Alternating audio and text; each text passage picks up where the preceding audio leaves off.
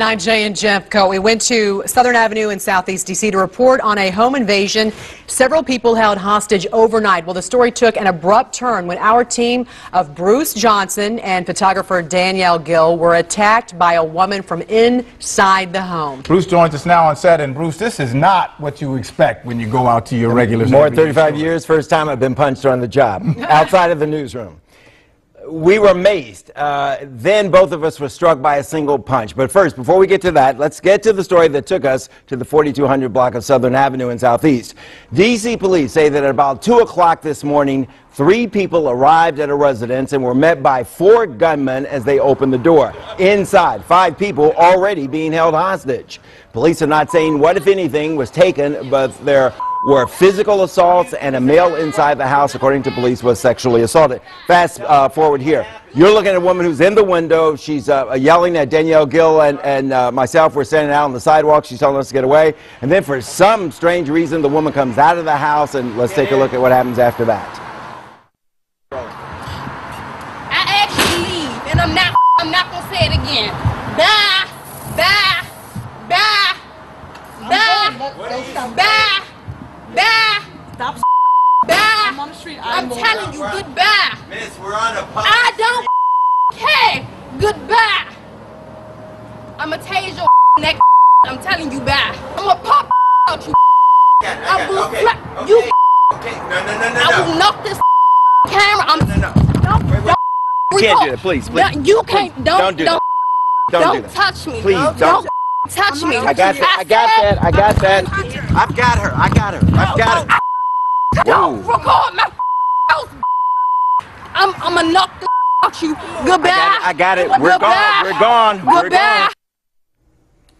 We're going to assume the people passing along Southern Avenue must have seen what was happening. Of course, they saw what was happening. They called police. Police were arriving as we were leaving. Don't know who the young woman was in that video. It's possible, just possible, she could have been one of those people held hostage at gunpoint inside the house. Now, I talked to neighbors before that attack. They say the family, a man and woman, and some siblings had not lived there very long, maybe a few months. A guy who says he cut their grass says they were good people.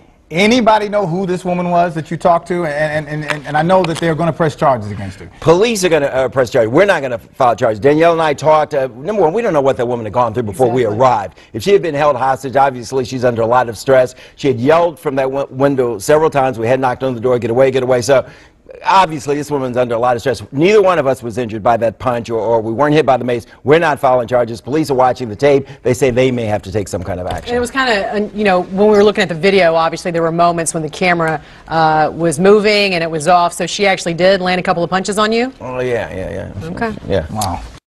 Now, as you can see, that was not a woman. That was a hood rat. Look at her overall presentation. She all marked up, full of them tattoos. She loud, she's aggressive, and she's violent. What was so hard about you saying, you know what? Okay, they are on the public street. They're not on my property. I'm going to close my window and go back to watching Maury Povich with my boyfriend that's just sitting in the house that don't have no job. No, she couldn't do that. She had to make sure she go outside and tail them off and go outside with Mace, talking about she gonna bring out a taser and just straight attacking people. That's why I said, man, I can't stand them females. I can't stand to see them. I don't want nowhere around me, because at any given time, they can pop off like that. Now, this is crazy. That man said they're not gonna press charges, which they have every right to press charges because this woman assaulted them, and that was a crime. So they being nice to her. Now, what the police do with us is a different story. And she should really be thankful they didn't press charges. But the thing is, I think more charges need to get pressed on these hood rats. I'm going to tell you why. The reason why they're so violent, the reason why they would do what they do is because nobody presses charges on them. Everybody let them get a pass because they are a woman. But a man doesn't get a pass for nothing he does. If that other man came outside and did the exact same thing, that same news people would have pressed charges on that man. But just because she's a supposed woman, which I don't label her as a woman, I label her as a hood rat, because a real woman would not do anything like that. She would have just told him, listen, I don't want to talk, and that's it. She went about her business. She'd have been respectful. But no, not this female or females like her. And I can't stand females like her at all. I can't, because they act like they don't have any sense. Hit me up in the comments, future commentary, subscribe to the YouTube channel. And when they put on this weave, do you know notice their attitude change.